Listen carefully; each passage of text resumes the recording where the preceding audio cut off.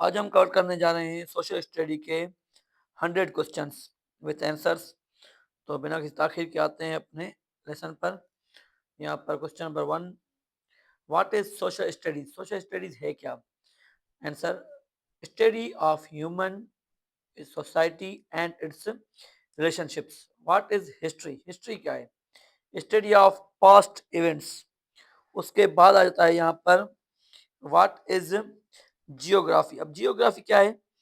Answer है study of earth physical features and human environment interaction. उसके बाद यहाँ पर क्वेश्चन नंबर 4 है, व्हाट इज सिविक्स? सिविक्स क्या है? Answer, study of citizens and their rights and duties. What is economy? Economy क्या है? Answer, study of production consumption and trade off goods and services. जो वर्ड डिफिकल्ट होगा मैं उसको थोड़ा रिपीट कर दूंगा ताकि आपको याद करने में आसानी हो। What is culture? कल्चर क्या है? आंसर, क्वेश्चन नंबर 6 पढ़ रहा हूँ। Answer, believes customs and arts of a society is called culture. Question number 7 है, व्हाट इज गवर्नमेंट? गवर्नमेंट क्या है? Answer, organisation that makes enforces law. Question number 8 है, what is democracy? Democracy क्या है? System where people elect their representatives. What is monarchy? Monarchy क्या है? Answer, government ruled by a king और queen. Question number 10, what is constitution? Constitution किस चीज को कहा जाता है? Answer, set of fundamental laws that governs a country. उसके बाद आ जाता है व्हाट इज लॉ? कानून क्या है? Answer, rules enforced by a government, यानी रूल्स जो कायदे कानून हैं वो मनवाए जाएं गवर्नमेंट की तरफ से, उसे लॉ कहा जाता है। What are rights? राइट्स यानी हक। हक क्या है? आंसर, लीगल और मोरल इंटिटलीमेंट्स ऑफ सिटीजन्स।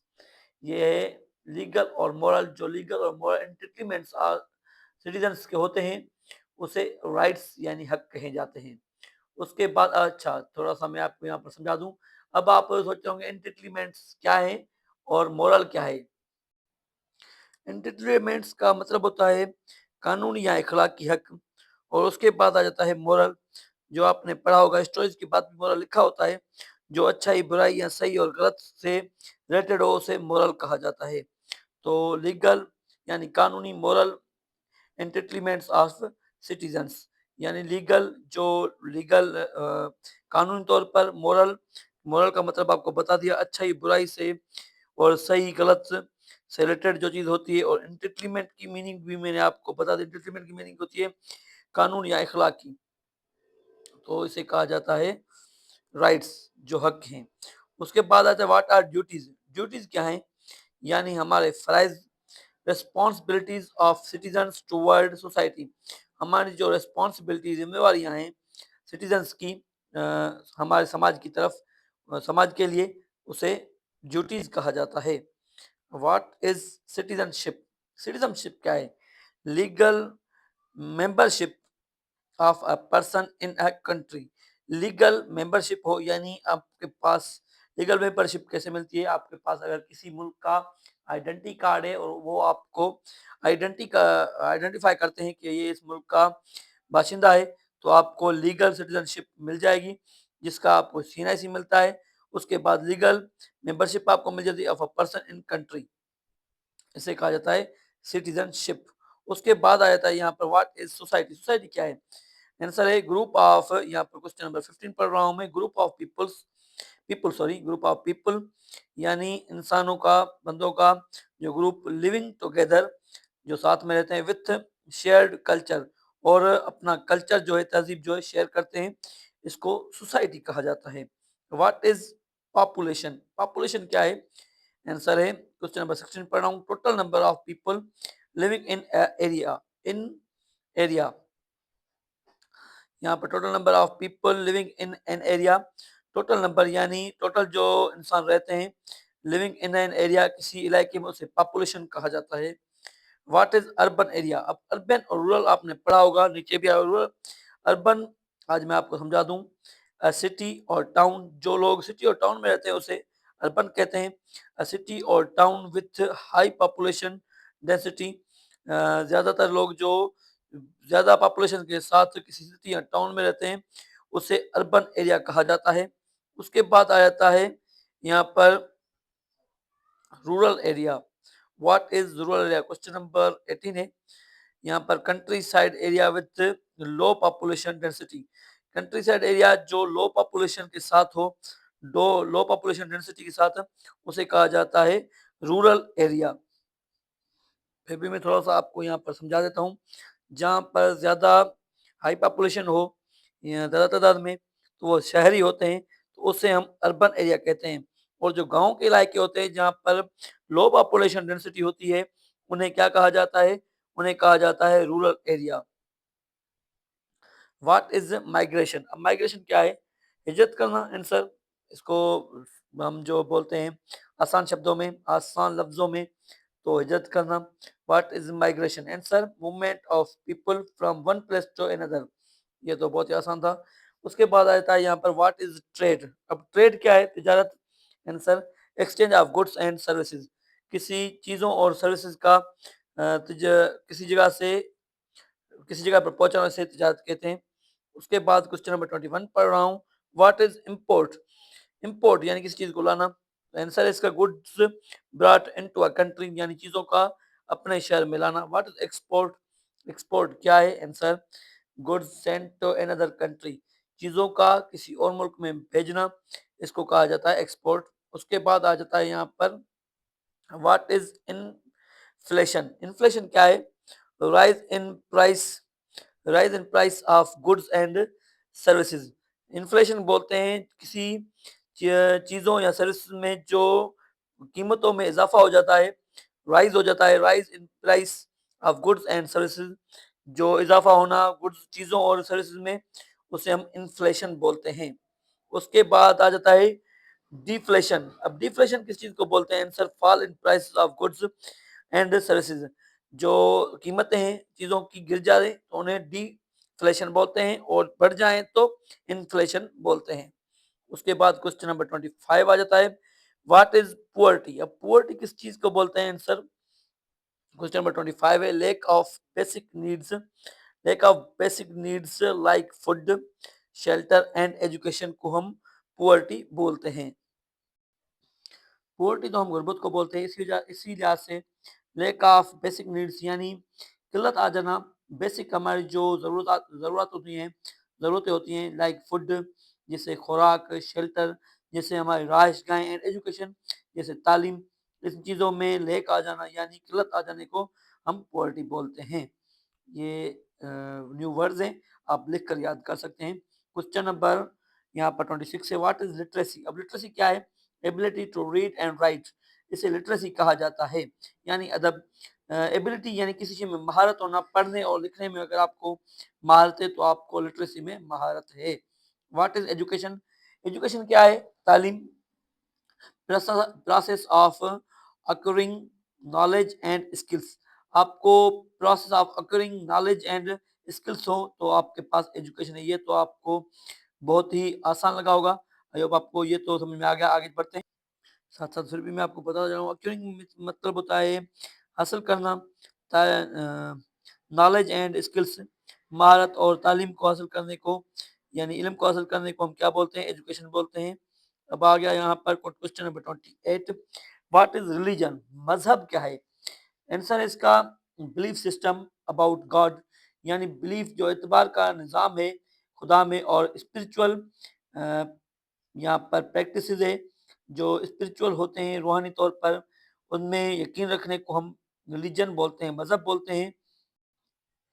स्पिरिचुअल का मतलब होता है रूहानी तौर पर, और प्रैक्टिस आपको पता है किसी चीज का अभ्यास करना, रियाज करना, मशक करने को हम प्रैक्टिस बोलते हैं। जैसे हम नमाजें पढ़ते हैं, इसे हम रिलीजन बोलते हैं यानी मजहब। What is ethics? अब ये जो है एथिक्स, एथिक्स क्या है? अब आंसर है इसका principles of right, and wrong behaviour. Ethics बोलते हैं प्रिंसिपल्स ऑफ राइट, यानी सही और गलत के बर्ताव को हम एथिक्स बोलते हैं। What is equality? इक्वलिटी क्या है? आंसर है क्वेश्चन नंबर 30 पढ़ रहा हूँ। Condition of being treated the same as others. Equality का मतलब है condition of being treated as same as others. जैसे ही आपके साथ दूसरे व्यवहार रखते हैं, जैसे ही आपके साथ दूसरे बर्ताव रखते हैं, रवैया रखते हैं, वैसा ही अगर आप उनके साथ रखते हैं तो इसी को बोलते हैं इक्वलिटी, यानी बराबरी। What is justice? जस्टिस क्या है? Justice answer fair treatment according to law. Fair treatment यानी अच्छी तरह पेश आना अकॉर्डिंग टू लॉ, कानून के तहत। उसके बाद आ जाता है क्वेश्चन नंबर यहाँ पर 32। What are women's right? औरतों के हुकूक क्या हैं? आंसर है legal and social entitlement for woman. तो एंटिटलमेंट का मतलब तो मैंने आपको पहले ही समझा दिया था, और ये बोल रहा है लीगल एंड सोशल, यानी सोसाइटी और लीगल जो एंटिटलमेंट्स हैं औरतों के, ये हैं क्या है? राइट्स हैं, वुमन राइट्स। एंटिटलमेंट को फिर भी मैं रिपीट करता चलूं। कानूनी या इखलाकी हक जो होते हैं उसे एंटिटलमेंट कहा जाता है। वुमेन्स राइट में legal and social entitlements for woman. आगे चलते हैं। What are child rights? बच्चों के जो हैं, बच्चे के जो हक हैं, हकूक हैं, क्या हैं? Answer legal and moral protections for children. अब क्या है? मोरल तो मैंने समझा दिया, अच्छे भले की समझ होना। लीगल यानी कानूनी तौर पर, प्रोटेक्शन यानी हिफाजत करना बच्चे की, ये हैं लीगल राइट्स। यहाँ पर चाइल्ड राइट्स यानी बच्चे के हक, हकूक। What are human rights? Human जो इंसानों के हुकूक क्या हैं? यहाँ पर 30 क्वेश्चन नंबर 34 पढ़ रहा हूँ। Basic freedoms and protections for all humans. Basic freedoms यानी जो बुनियादी आज़ादियाँ हों, और प्रोटेक्शन यानी हिफाजत फॉर ऑल ह्यूमंस, सभी इंसानों की प्रोटेक्शन करना, हिफाजत करना, ये है human rights. What is community? Community का मतलब क्या होता है? Answer group of people living in a same area. Living in a same area, यही कम्युनिटी, ग्रुप ऑफ पीपल। यहाँ पर जवाब आपको पूरा होता हुआ नजर आ रहा होगा। ग्रुप ऑफ पीपल्स यानी पीपल्स, इंसानों का group, living in a same area, एक किसी सेम एरिया में जो रह रहा हो, विथ शेयर्ड इंटरेस्ट, अपना इंटरेस्ट शेयर कर रहा हो एक दूसरे को, तो इसको बोलते हैं कम्युनिटी। ये शेयर इंटरेस्ट का मतलब होता है जो अपने अपने ख्याल सोचे एक दूसरे के साथ शेयर करना, अपने एक दूसरे के साथ बैठकर गुफ्तगू करना, इसको भी शेयर इंटरेस्ट कहा जाता है। उसके बाद यहाँ पर आ जाते हैं, यहाँ पर व्हाट इज वॉलंटरिज्म? वॉलंटरिज्म का मतलब क्या है? Answer offering services without payment. अब ऑफरिंग सर्विसेज विदाउट पेमेंट्स यानी अपनी खिदमात किसी, कुछ भी लिए बगैर देना, उसको हम वॉलंटरिज्म कहते हैं। थोड़ा सा मैं इसे रिपीट कर दूं। What is volunteerism? मतलब का उसका मतलब होता है, यानी किसी की भी खिदमत बिना किसी लालच के करने को वॉलंटरिज्म कहा जाता है। टरिज्म। उसके बाद आ जाता है, उसके बाद आते हैं यहाँ पर क्वेश्चन नंबर 37 पर। What are government services? Government services, जो गवर्नमेंट की खिदमत क्या होती है? Answer services provided by the government for citizens, जो शहरियों को अपनी खिदमत देते हैं उनसे गवर्नमेंट सर्विसेज कहा जाता है। क्वेश्चन नंबर 38 पे आते हैं। What is an election? Election किस चीज को कहते हैं? इलेक्शन यानी किसी चीज को हम क्या बोलते हैं, चूज करना। आंसर है processing of choosing leaders by voting, यानी वोटों के जरिए अपने लीडर रहनुमा को जो है सिलेक्ट करना, उसको लाकर अपने सर पर खड़ा करना, इसे हम इलेक्शन कहते हैं। उसके बाद आता है यहाँ पर what is political party? Political party क्या होती है? जैसे पीपी, एनपीपी, पीटीआई, ये पॉलिटिकल पार्टी है, हर किसी का अपना अपना नाम होता है। तो यहाँ पर आ गया आंसर इसका question number 39, group of people with similar ideas seeking government power. यहाँ पर पॉलिटिकल पार्टी उसको कहा जाता है, यानी ग्रुप ऑफ पीपल, यानी एक इंसानों का ऐसा ग्रुप विथ सिमिलर आइडियाज, जिसके आइडियाज, वहम ख्याल, सोच एक्जेसियो सीकिंग गवर्नमेंट पावर, और उनको गवर्नमेंट पावर भी हो और गवर्नमेंट पार्टी सीकिंग कर रहे हो, यानी उसके लिए जिद्दोजहद कर रहे हो, ये याद रख लीजिएगा। ये क्या है? पॉलिटिकल पार्टी है। जब वो लीडर बन गया तो उसकी सीकिंग, जो सीकिंग कर रहा था वो पूरी हो गई, फिर वो आपका लीडर बन जाएगा।